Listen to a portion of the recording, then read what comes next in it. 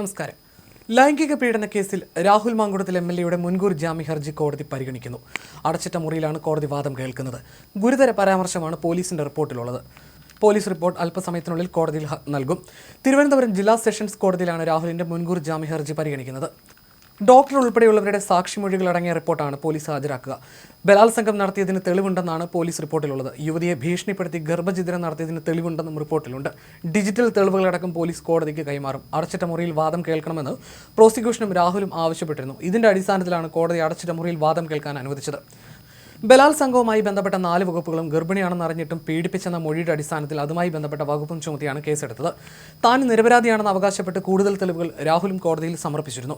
യുവതിയുമായി നടത്തിയ WhatsApp ചാറ്റുകൾ, phone സംഭാഷണങ്ങൾ, യുവതിയും ഭർത്താവും ഒന്നിച്ചുള്ള ചിത്രങ്ങൾ എന്നിവയാണ് രാഹുലിന്റെ അഭിഭാഷകൻ കോടതിക്ക് കൈമാറിയത്.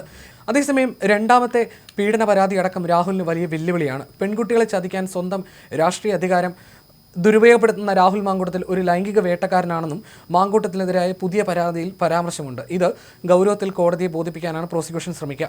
ഇതിനെ എങ്ങനെ രാഹുൽ പ്രതിരോധിക്കുമെന്നതും നിർണായകമാണ്. രാഹുൽ മാങ്കൂട്ടത്തിൽ MLAക്കെതിരെ യുവതി നൽകിയ പീഡന പരാതിയുടെ കൂടുതൽ വിവരങ്ങൾ പുറത്തു വന്നിരുന്നു.